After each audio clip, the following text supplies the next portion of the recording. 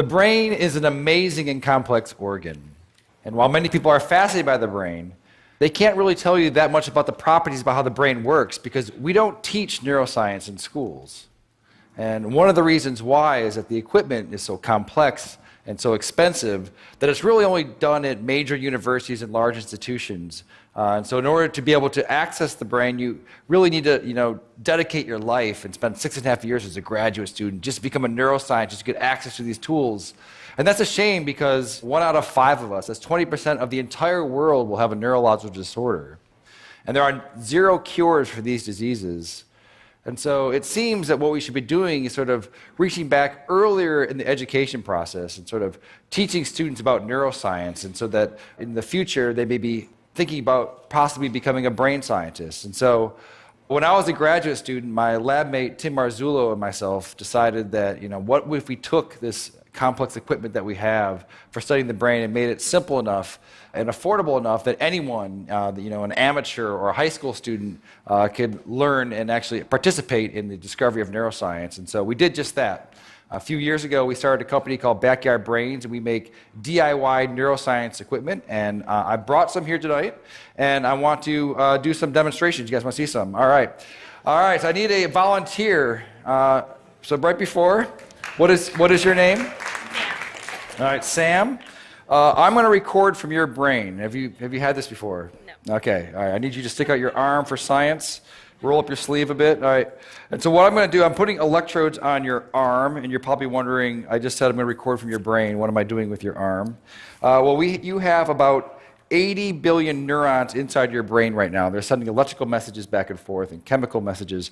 But some of your neurons right here in your motor cortex are going to send messages down when you move your arm like this. It's going to go down across your corpus callosum, down onto your spinal cord, your lower motor neuron, out to your muscles here. And that is electrical discharge. It's going to be picked up by these electrodes right here.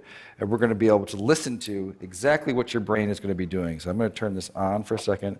Have you ever heard what your brain sounds like? All right, let's turn it on. So go ahead and squeeze your hand. All right, so what you're listening to, so this is your motor units that are happening right here. Okay, so let's take a look at it as well. So I'm going to stand over here.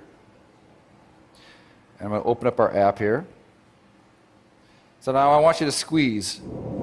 Yeah, so right here, these are the motor units that are happening from her spinal cord out to her muscle right here. And as she's doing it, you're seeing the electrical activity that's happening here. We can even click here and try to see one of them. So keep doing it really, really hard. Yeah, so now we've paused on one motor action potential that's happening right now inside of your brain. Okay. Do you guys want to see some more? All right. That's interesting, but let's get it better. Okay. I need one more volunteer. Okay. What is your name, sir? Miguel. All right. You're going to stand right here. So Miguel, when you're moving your arm like this, your brain is sending a signal down to your muscles right here. I want you to move your arm as well. All right, so your brain is going to send a signal down to your muscles. And so it turns out that there is a nerve that's right here that runs up here that innervates these 3 fingers. And it's close enough to the skin that we might be able to stimulate that. So that we can do is copy your brain signal that's going out to your hand and inject it into your hand so that your hand will move when your brain tells your hand to move. And so in a sense, she will take away your free will, and you will no longer have any control over this hand, okay? You with me? All right, so I just need to hook you up. All right, so I'm going to find your ulnar nerve, which is probably right around here. You don't know what you're signing up for when you come up. So now I'm going to move away, and I'm going to plug it into our human-to-human interface over here. Okay, so Sam wants you to squeeze your hand again. All right, do it again. All right, perfect. So now I'm going to hook you up over here so that you get the stimulus. It's going to feel a little bit weird at first. This is going to feel like when you lose your free will and someone else becomes your agent, it does feel a bit strange. So I want you to relax your hand. All right, and Sam, you're with me? All right, so you're going to squeeze. I'm not going to turn it on yet, so go ahead and give it a squeeze. All right. So now, are you ready, Miguel? Ready as I'll ever be. Okay, so I've turned it on. So go ahead and turn your hand. Do you feel that a little bit? No. Okay, do it again. No, a little bit. A little bit. Okay, so relax. No, hit it again. Okay. Oh, perfect. All right, so relax. Do it again. All right, so now.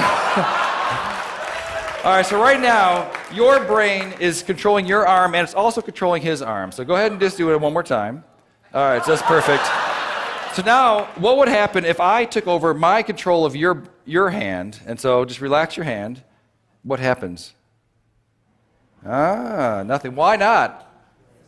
Because the brain has to do it. Now you do it again. All right, that's perfect. All right, well, thank you guys for being such a good sport. This is what's happening all across the world, electrophysiology, and we're going to bring on the neuro revolution. Thank you.